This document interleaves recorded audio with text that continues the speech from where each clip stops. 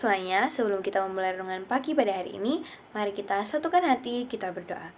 Tuhan Yesus yang penuh kasih, terima kasih Tuhan atas berkat yang sudah Engkau berikan kepada kami, anak-anak-Mu. Di hari ini kami boleh bangun untuk memulai dan mengawali kegiatan kami Tuhan. Tetapi sebelum itu, kami akan mendengar dan menerima sedikit dari firman-Mu ini yang akan disampaikan oleh hamba-Mu, agar Engkau berkati, Engkau sertai, supaya apa yang disampaikan dapat seturut dengan kehendak-Mu saja Tuhan. Dan ya Tuhan, doa yang jadi sempurna ini hanya kami alaskan dalam nama-Mu, Tuhan Yesus yang penuh kasih. Haleluya, amin.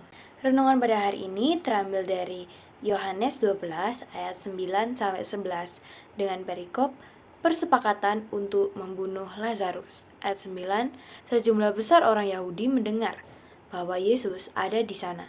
Dan mereka datang bukan hanya karena Yesus, melainkan juga untuk melihat Lazarus, yang telah dibangkitkannya dari antara orang mati. Ayat 10, lalu imam-imam kepala bermufakat untuk membunuh Lazarus juga. Ayat 11, sebab karena dia, banyak orang Yahudi meninggalkan mereka dan percaya kepada Yesus. Amin. Judul renungan pada pagi hari ini yaitu kebenaran atau reputasi.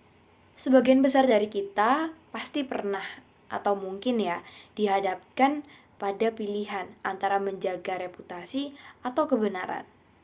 Tidak jarang terjadi di situasi ini di mana ada orang yang bersedia mengakui kebenaran meskipun dia akan mendapatkan dan akan muncul resiko terhadap reputasinya.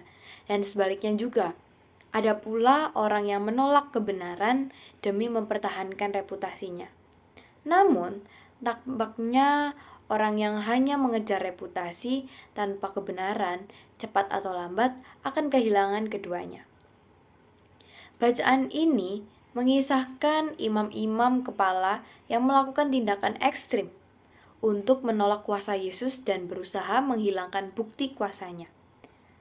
Iya, Lazarus yang dibangkitkan dari kematian menjadi bukti nyata bahwa Yesus berkuasa atas hidup dan mati yang tampak pada ayat 10. Berbeda dari orang-orang Yahudi yang datang ingin mendengar Yesus dan melihat Lazarus juga. Para imam kepala justru ingin menghapus atau menutupi kebenaran soal kuasa Yesus. Imam-imam kepala ingin menyingkirkan Yesus karena takut kehilangan kekuasaan dan reputasinya. Mereka berharap dapat membunuh Lazarus juga demi menghapus bukti hidup sehingga kuasa Yesus bisa disangkal. Namun, itu sangat sia-sia. Masih ada saksi-saksi yang melihat langsung peristiwa itu. Banyak orang Yahudi meninggalkan imam-imam kepala dan percaya kepada Yesus yang tampak pada ayat 11. Nah, Agustinius dari Hippo, teolog dan filsuf ternama, mengatakan, kebenaran itu seperti singa, tidak perlu dipertahankan, cukup dilepaskan, dan dia akan membela dirinya sendiri. Maksudnya, meskipun manusia berusaha untuk menghalang-halangi atau menghapus bukti tentang kebenaran Tuhan, kebenaran itu akan tetap berkuasa dan tidak bisa dihancurkan.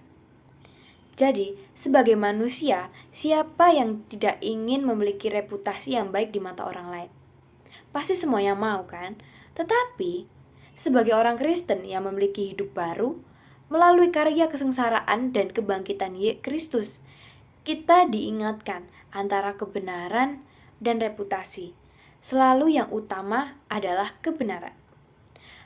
Tetaplah kita senantiasa mempertahankan kebenaran, meskipun hal itu sangat menyakitkan ataupun beresiko, bahkan barangkali mengancam nyawa. Jangan korbankan kebenaran demi reputasi. Amin. Sebelum menutup renungan pada pagi hari ini, mari kita satukan hati, kita berdoa. Tuhan Yesus yang penuh kasih, terima kasih Tuhan atas berkat-Mu. Di hari ini kami boleh mendengar dan menerima sedikit dari firman-Mu. Kami belajar Tuhan bahwa kebenaran-Mu jauh lebih penting daripada pujian atau reputasi di mata manusia.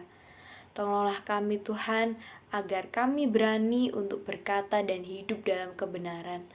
Meskipun itu tidak selalu mudah atau menyenangkan, ajarkanlah kami untuk tetap jujur, setia, dan mau taat kepadamu dalam perkataan, sikap, dan perbuatan yang kami lakukan setiap harinya, Tuhan. Berkatilah kegiatan kami setelah ini, kami akan melanjutkan segala aktivitas kami agar Engkau berkuasa atas kami, dan berilah kami hikmat, kesehatan, dan hati yang takut akan Engkau. Dan jadikanlah kami garam dan terang dunia, biarlah melalui hidup kami nama-Mu terus dipermuliakan. Doa yang jatuh murah ini hanya kami alaskan dalam nama-Mu, Tuhan Yesus. Haleluya. Amin.